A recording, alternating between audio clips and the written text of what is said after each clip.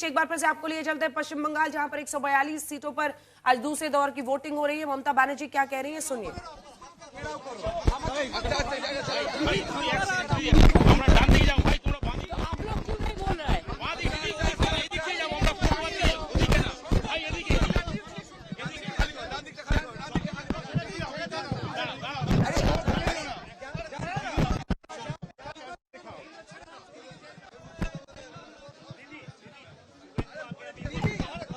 अनुपम हमारे साथ जुड़े हुए हैं, हमारे सहयोगी। अनुपम, हम तस्वीरें दिखा रहे हैं ममता बनर्जी की आज भवानीपुर में, बताया जा रहा है, जो कि पहले कभी नहीं होता था।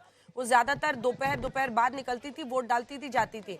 इस बार वो जगह जगह पहुंच रही हैं। आप ही ने बताया कि ऐसी सीट पर वो पहुंची है, बूथ नंबर 70 शायद, जहां पर भारी तादाद में पश्चिम बंगाल के बाहर के लोग, यानी वहां पर राजस्थानी भी रहते हैं, मारवाड़ी भारी तादाद में है, वहां पर गुजराती भी बहुत हैं, बहुत सारे लोग हैं वहां पर। वो खुद पहुंची है, क्या कह रही है और क्या वजह है इसकी? जी देखिए, ममता बनर्जी ने जी बिल्कुल ममता बनर्जी अभी यहाँ से निकल गई है, वो कॉन्वॉय निकल रहा है उनका। तो यहाँ पर लगभग 1 घंटे तक ममता बनर्जी यहाँ पर बैठी थी। ये पार्टी ऑफिस है, वार्ड 70 है भवानीपुर का, जो खास तौर पर जाना जाता है, जो नॉन बंगाली पॉपुलेशन है। जो भवानीपुर का आंकड़ा है 40% बंगाली, 40% नॉन बंगाली और अराउंड 20 to 21% मुस्लिम वोटर्स हैं। तो जो 40% के आसपास नॉन बंगाली हैं, उनमें से बहुत बड़ा तबका ये वार्ड 70 में रहता है। तो इस 70 वार्ड में ही ममता बनर्जी सुबह से घूम रही हैं। फिलहाल वो यहां से निकल गई हैं, अब कहां जा रही हैं वो देखना होगा। लेकिन ये वार्ड ऐसा वार्ड है जहां से बीजेपी को लगातार बढ़त मिलती रही है और बीजेपी का जो वोट शेयर है इस वार्ड 70 की वजह से ही यहां पर भवानीपुर में पिछले कई सालों में बहुत ऊपर तक आया है। हालांकि ममता बनर्जी के मुख्यमंत्री की बनने के बाद ये पहला मौका है जब वो सुबह सुबह घर से निकली हैं। इससे पहले तक वो सुबह कभी घर से नहीं निकलती थी और कहीं घूमती भी नहीं थी। सीधे 3 या 4 बजे के आसपास वो मित्र इंस्टीट्यूशन जहां पर उनका वोट होता है वहां पर वोट डालती थी, उसके बाद वापस अपने घर चली जाती थी। लेकिन मुख्यमंत्री से बनने से पहले उनको हमने घूमते देखा था, लेकिन मुख्यमंत्री बनने के बाद इस तरह घूमते हुए पहली बार देखा जा रहा है। और कुछ देर पहले यहाँ शुभेंदु अधिकारी भी पहुंच गए थे सेंट्रल फोर्सेस के साथ। शुभेंदु ने भी कई तरह के आरोप लगाए। तो ऐसे में एक तरह से ड्रामा, गहमा गहमी सब कुछ भवानीपुर में इस बार देखने को मिल रहा है। और इससे एक बात तो साफ है, संकेत साफ है कि मुकाबला बेहद कड़ा हो रहा है। बिल्कुल, ये संकेत साफ दिख रहा है कि कड़ा मुकाबला, और शायद इसी वजह से ममता बनर्जी इतनी सक्रिय है। वार्ड नंबर 70 पे वो बार बार जा रही हैं। आप लगातार सुबह से 1 सेकंड से पीयूष जुड़ा है हमारे साथ, वो शुभेंदु अधिकारी को ट्रैक कर रहा है। जल्दी से पीयूष बताइए वहां पर क्या हाल है इस वक्त। उसके शशि जी आगे।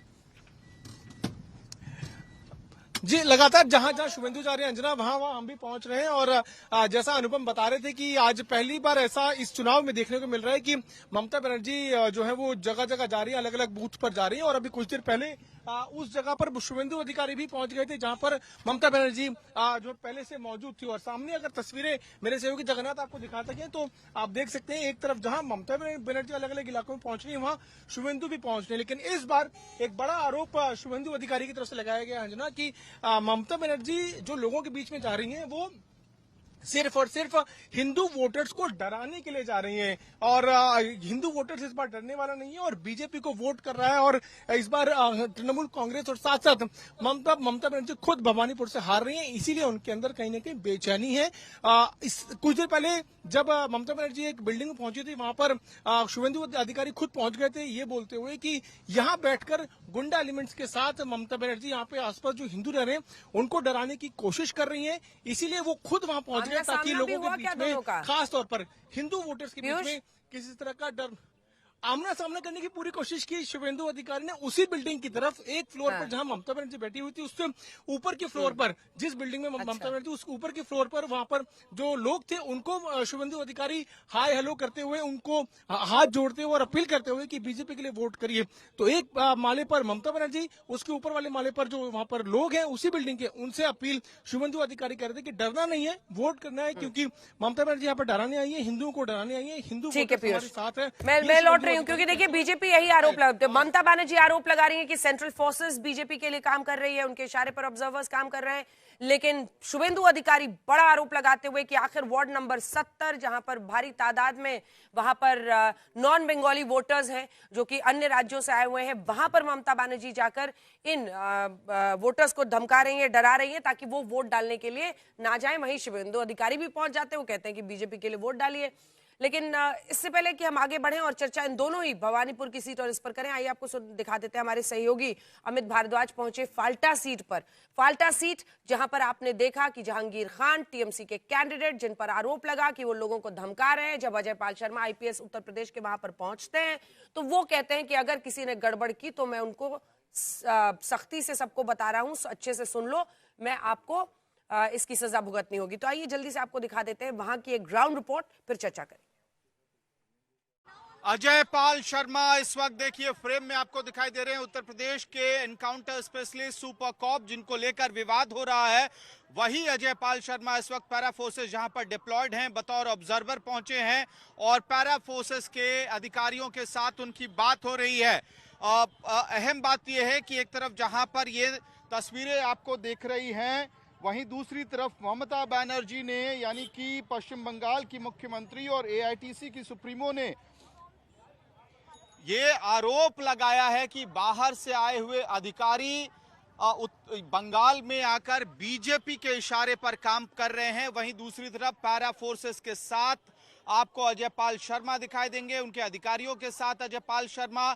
और डायमंड हार्बर में ये एक स्टेशन बनाया गया है जहां पर सारे पैरा फोर्सेस के जवानों को इकट्ठा किया गया था। बड़ी बड़ी गाड़ियों में पैरा फोर्सेस के जवान यहां से रवाना हुए हैं अलग अलग इलाकों के लिए, शांतिपूर्ण चुनाव कराने के लिए। इसी इलाके में आर्मर्ड व्हीकल्स भी पैरा फोर्सेस के मिले हैं, दिख रहे हैं, जो अलग अलग क्षेत्रों में घूम रहे हैं ताकि चुनाव शांतिपूर्ण हो। लेकिन तस्वीरों में देखिए लगातार अजय पाल शर्मा बातचीत करते हुए पैरा फोर्सेस के अधिकारियों के साथ, एक तरफ जहां वो डायमंड हार्बर में घूमकर चुनाव प्रक्रिया पर नजर बनाए हुए हैं, फाल्टा में जहांगीर खान जो तृणमूल कांग्रेस के कैंडिडेट हैं, उनके ऊपर जो बयान उन्होंने दिया था उसके बाद सारा विवाद शुरू हुआ था। कंप्लेंट भी फाइल हुई है उनके खिलाफ।